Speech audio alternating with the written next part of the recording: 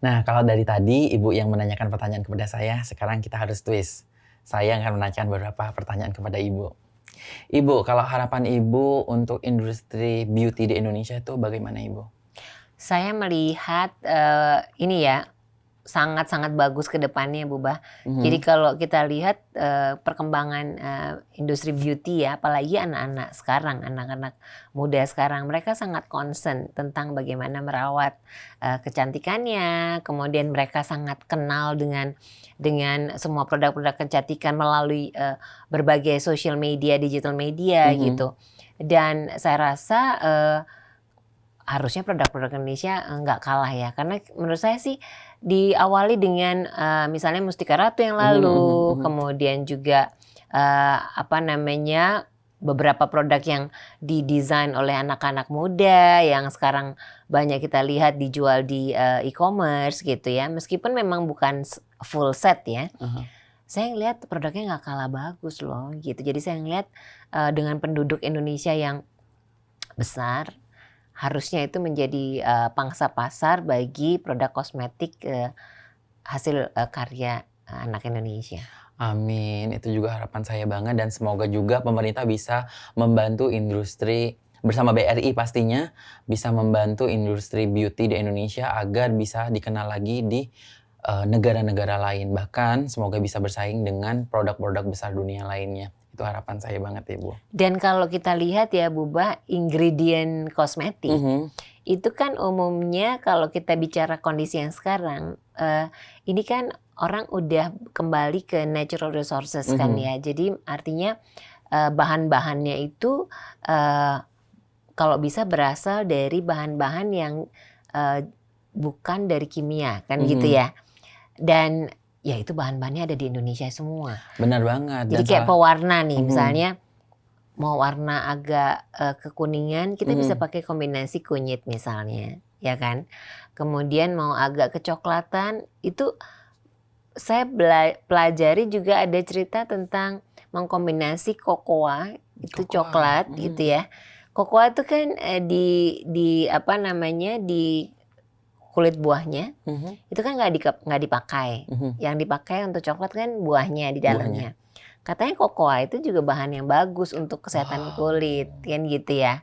Belum lagi banyak bahan-bahan lainnya. Menurut saya sih untuk misalnya untuk lipstik ya. Zaman dulu kan nenek moyang kita kan pakai apa tuh gambir ya. Gambir, iya gambir. Ya kan untuk kalau kita zaman dulu kan nyuruh gitu ya nyuruh. Kan akhirnya bibirnya jadi merah gitu dan itu tahan lama. Nah kenapa enggak dibuat dari bahan itu untuk jadi pewarna lipstik yang kayak kayaknya gitu.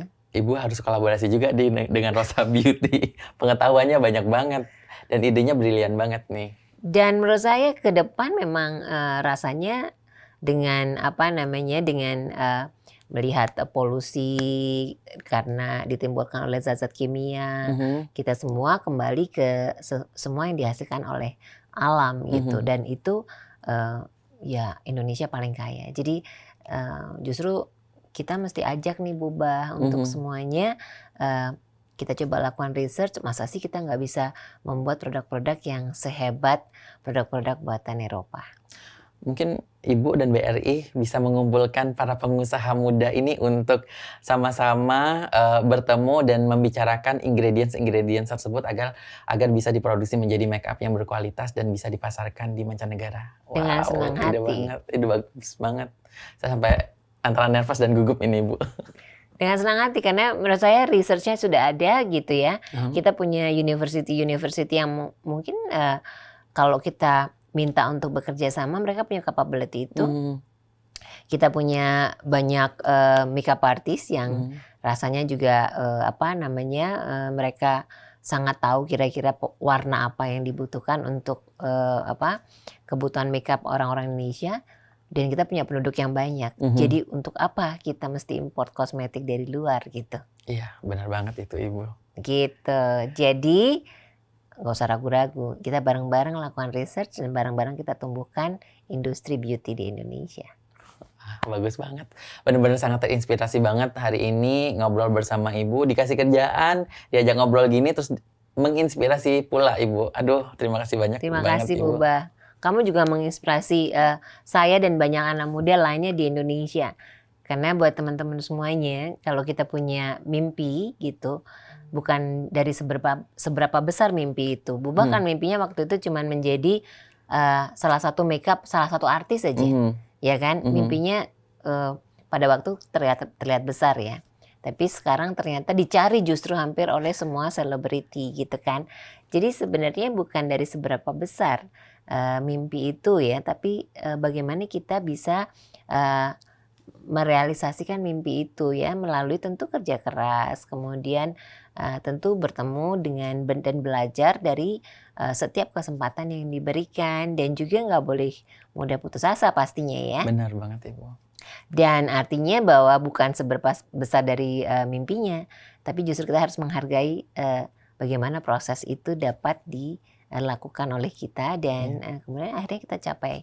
Dan kalau udah capek begitu, Bubah mesti sharing loh ke banyak anak muda Indonesia, supaya anak muda Indonesia juga punya mental yang tangguh gitu untuk bisa bersaing. Amin. Dan saya percaya banget mental anak Indonesia itu kuat banget Ibu. Pasti bisa. Pasti bisa ya.